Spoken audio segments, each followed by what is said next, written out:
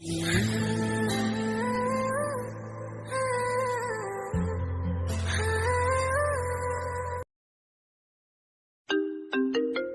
সোনা, এমনটা করো না।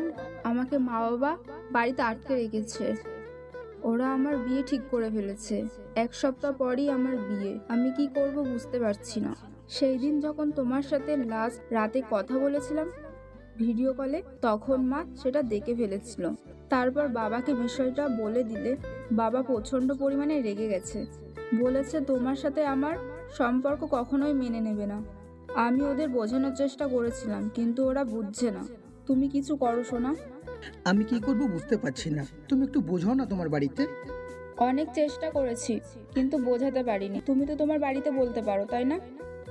যদি আমাকে সত্যিকারের ভালোবেসে থাকো, যদি নিজের লাইফে পেতে চাও, তাহলে আর একটা কথা বাড়িও না।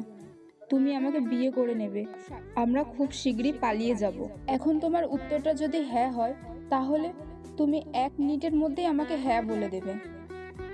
আর যদি না হয়, তাহলে চুপ করে থাকবে। আমি বুঝে নেব তোমার ভালোবাসাটা মিথ্যে ছিল। একটু বোঝার চেষ্টা করো। এমনটা করলে হয়তো মা বাবা আরও রেগে যাবে। তখন তোমার বাবা মা আমাদের মেনে নেবে না। দেখো সোনা, এখন এইসব ভাবার সময় নয়। যদি তুমি আমাকে হারাতে না চাও, তাহলে বিয়েটা খুব শীঘ্রই করে নেও। আমি বুঝতে পারছি ওরা আমাদের কখনোই মেনে নেবে না, কিন্তু একটা উপায় আছে, আর সেটা হলো পালিয়ে বিয়ে। তুমি যদি আমাকে হারাতে না চাও, তাহলে বিয়ে করে নেবে। ঈশান কি করবে বুঝতে পারছে না, তাই চুপ করে আছে। তখন সোনালি বলতে লাগলো, আমাদের একটা বেবি আসলে তখন ওদের কাছে এসে কান্নাকাটি করলে ওরা এই বেবিটার মুখের দিকে তাকিয়ে আমাদের মেনে নেবে। তারপরেও তুমি প্লিজ এখন না করো না। যদি ভালোবেসে থাকো, তাহলে তুমি বলে দাও তুমি আমাকে বিয়ে করবে, আমাকে নিয়ে পালিয়ে যাবে। যা হওয়ার হবে সেটা পরে দেখা যাবে, কিন্তু আগে ওকে বিয়ে করব। সোনালি অনেক খুশি হলো। পরদিন সকালে সোনালি অনেক কষ্টে বাড়ি থেকে বের হয়ে তারপর বাস স্ট্যান্ডে গিয়ে ঈশানকে একটা অচেনা নম্বর থেকে ফোন করলো। ওকে তাড়াতাড়ি যেতে বলল।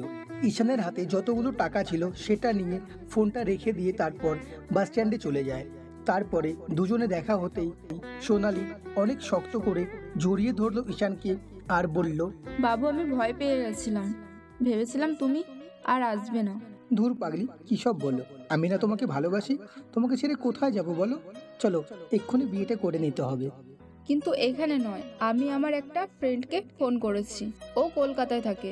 আজ আমরা সেখানে চলে যাব, আর আজ রাতে আমাদের বিয়ে হবে। তুমি রাজি তো? সোনালির কথাতে ঈশান হ্যাঁ বলে দিল। ওরা দুজনে বাসে উঠে তারপর কলকাতার উদ্দেশ্যে রওনা দেয়। সারাটা দিন জার্নি করার পর রাত 10টার দিকে ওরা কলকাতাতে পৌঁছালো। পৌঁছাতেই দেখে কয়েকজন লোক দাঁড়িয়ে আছে। ঈশান একটু ভয় পেলেও সোনালি ওকে অভয় দেয়। তারপর গিয়ে বুঝতে পারে ওই লোকগুলো সোনালির চেনা পরিচিত। ওদের সাথে ঈশান আর সোনালি রেজিস্ট্রি অফিসে পৌঁছায়। তারপর সেখানেই দুজনের বিয়েটা হয়। ওরা সবাইকে অনেক ধন্যবাদ দিয়ে সোনালির ফ্রেন্ডগুলো ওদেরকে একটা ফ্ল্যাটে নিয়ে যায়। সেখানে গিয়ে দেখে সেখানে বাসর ঘর সাজানো আছে। এমন কিছু দেখে ঈশান অবাক হয়ে যায় আর বলে, বেবি, তুমি এত তাড়াতাড়ি এত কিছু অ্যারেঞ্জমেন্ট কিভাবে করলে? জীবনে বিয়েটা তো একবারই করব, আর আমার মনের মানুষটাকে যখন করবই, তাহলে বিয়েটাকে একটু ভালো মতন সেলিব্রেশন করতে হবে না? আমি তোমাকে প্রচণ্ড পরিমাণে ভালোবাসি। তাহলে বিয়েটা সুন্দর করে করব না বলো? না হয় পালিয়ে এসেছি তাই বলে বাসর করব না? তার মানে আজকে অনেক রোমান্স হবে, তাই না? অনেক দুষ্টুমি করতে পারবো, অনেক আদর দিতে পারবো তোমাকে, তাই তো বেবি? এভাবেই পূর্ণতা পেল ঈশান আর সোনালির ভালোবাসা। এরকম দুষ্টু মিষ্টি প্রেমের গল্প পেতে আমাদের চ্যানেলটিকে অবশ্যই সাবস্ক্রাইব করে রাখবেন। আর এই গল্পটি শুনে আপনার যদি কোনো প্রিয়জনের কথা মনে পড়ে, তো তার সঙ্গে এই গল্পটি একবার অবশ্যই শেয়ার করবেন। ধন্যবাদ বন্ধুরা।